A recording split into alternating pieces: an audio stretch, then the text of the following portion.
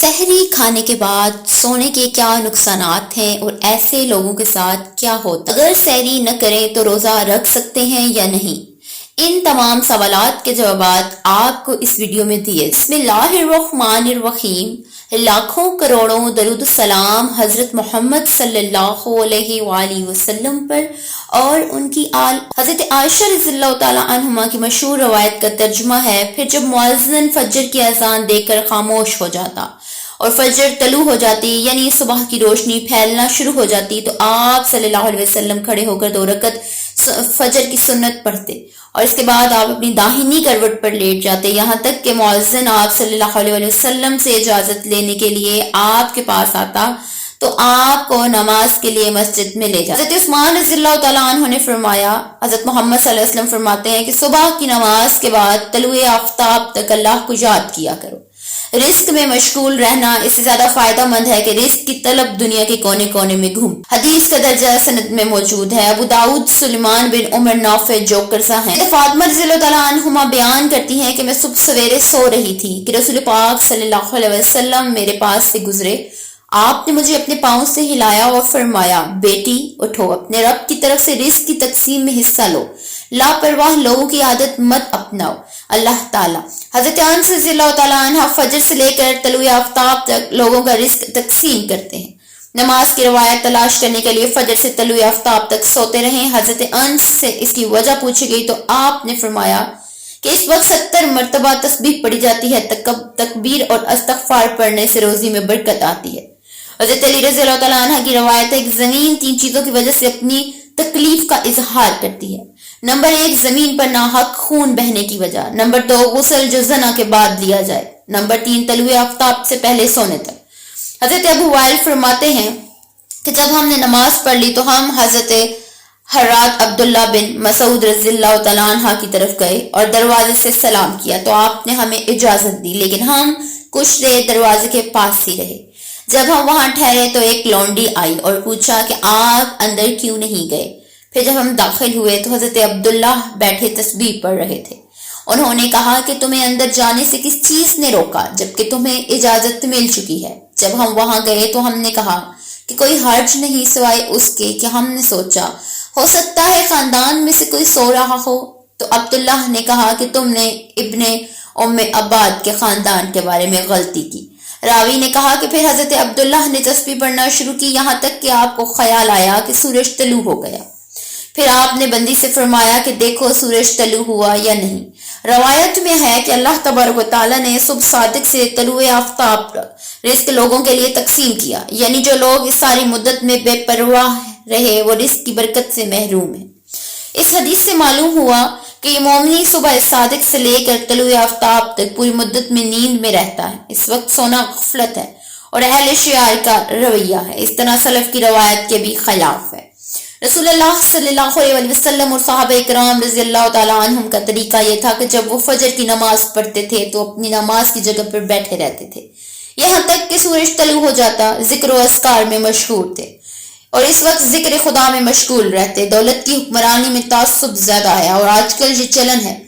ہمارے ذہن کے نوجوانوں کے پاس دوپہر 2 بجے اور 3 بجے فیس بک اور سائن اپ موبائل ہوتا ہے۔ اسلام نے کوئی شخص صبح سویرے سوتا رہے تو اس عمل کو اسلام سخت ناپسند کرتا ہے کہ کسی اور وقت نہ سوئے۔ حضرت علی رضی اللہ تعالیٰ عنہ فرماتے ہیں کہ میں نے رسول اللہ صلی اللہ علیہ وسلم سے سنا کہ کھانا کھانے کے فوراً بعد سو جانے سے اس آدمی کے دل میں سختی پیدا ہوتی ہے اور آج کی تاریخ میں یہ معاملہ پہنچ گیا، اتنی گہرائی کہ یہاں کے ڈاکٹر بھی مانتے ہیں کہ اگر آدمی کھانا کھانے کے فوراً بعد سو جائے تو دل کی بیماری کی وجہ سے بے بس ہو جاتا ہے، اور یہ بات ہمارے پیارے نبی کریم صلی اللہ علیہ وسلم نے 1400 سال پہلے فرمائی تھی۔ اب آتے ہیں حضرت علی رضی اللہ تعالیٰ عنہ کا وہ قول جو انہوں نے ایک مرتبہ فرمایا کہ جب حضرت علی رضی اللہ تعالیٰ عنہ ایک شخص کی خدمت میں حاضر ہوئے اور کہنے لگے کہ اے علی، اس شخص کے نصیب میں کیا لکھا جو سوئے ہوئے ہیں؟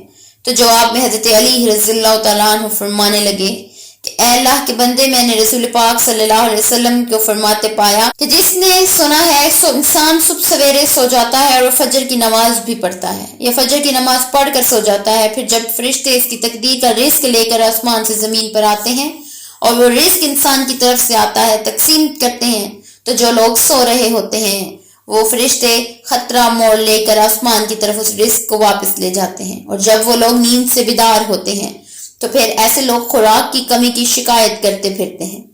دیکھا گیا ہے کہ جب لوگ اکثر کھانے کی کمی کی شکایت کرتے ہیں تو ان سے پوچھیں اور دیکھیں کہ وہ کیا صرف کسی وجہ سے ایسے ہیں۔ جب انسان آپ سے پوچھیں گے کہ وہ صبح کتنے بجے اٹھتے ہیں تو آپ ان کے دل میں یہی جواب دیں گے کہ ہم صبح آنکھ نہیں کھلتی، ہم صبح اٹھتے نہیں۔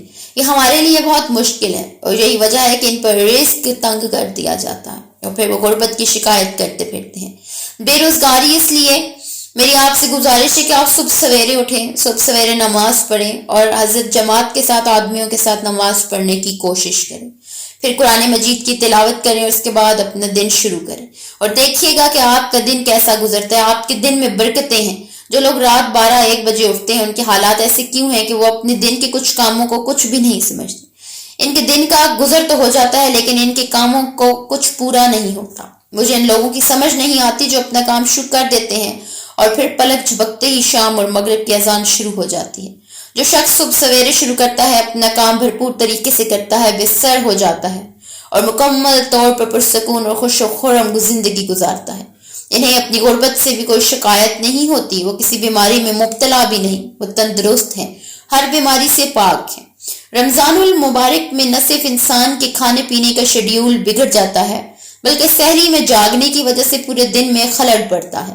نیند کا شیڈیول بھی دھرم برم ہو جاتا ہے، جس کی وجہ سے بعض بری عادتیں ماہ رمضان میں جہاں صحت بہتر ہونی چاہیے وہاں صحت نہ صرف خراب ہوتی ہے بلکہ طرح طرح کی بیماریاں بھی لاحق ہوتی ہیں۔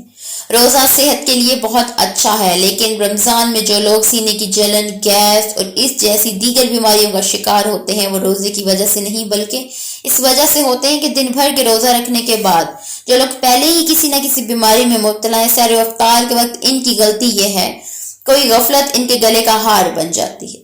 جب ہم آپ کو کچھ ایسی غلطیوں کے بارے میں بتائیں گے جو لوگ باقاعدگی سے ورزش کرنے کے عادی ہیں وہ سحری یا افطاری کے شیڈیول کی وجہ سے پریشان ہو جاتے ہیں، اور ایسے لوگ اکثر سحری یا افطاری کے بعد ورزش کرتے ہیں، لیکن ایک یہ بہت بڑی غلطی ہے۔ ایک طرف تو بدہضمی کا خطرہ ہوتا ہے اور دوسری طرف ہڈیوں اور کنڈیوں میں درد بڑھ جاتا ہے۔ اس لیے اگر ورزش کرنا ضروری بھی ہو تو اس کے لیے بہترین وقت سحری سے پہلے کا ہے، کیونکہ اس وقت انسان کا معدہ خالی ہوتا ہے اور صحت کے لیے بہتر ہے۔ کچھ لوگ رات کو کھانا کھا کر سو جاتے ہیں اور نیند کی وجہ سے سحری نہیں کرتے۔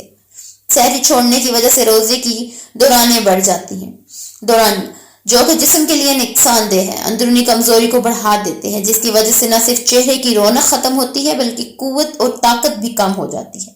اس لیے سحری کے وقت 1 گلاس پانی کے ساتھ کھجور کھا لینا لیکن سحری لازمی ہے۔ افطار کے بعد جب دن بھر کے بعد پیٹ بھر جاتا ہے تو انسان سستی کا شکار ہو جاتا ہے۔ اکثر لوگ افطار کے دوران بھاری کھانا کھانے کے بعد سونے کے لیے لیٹ جاتے ہیں، اور لوگ یہی غلطی کرتے ہیں سحری کے وقت کہ کھانا کھا کر سو جائیں، جس کی وجہ سے رمضان کے بعد ایسے لوگ موٹاپے کا شکار ہو جاتے ہیں، یا پھر ان کے خون میں کیسٹرول کی سطح بڑھ جاتی ہے جو بیماری کا سبب بنتی ہے۔ اللہ پاک ہمیں دین کی سمجھ فہم عطا فرمائے، آمین ثم آمین، اور اللہ پاک مغفرت فرمائے آپ کی، میری اور تمام امت مسلمہ کی، آمین ثم آمین۔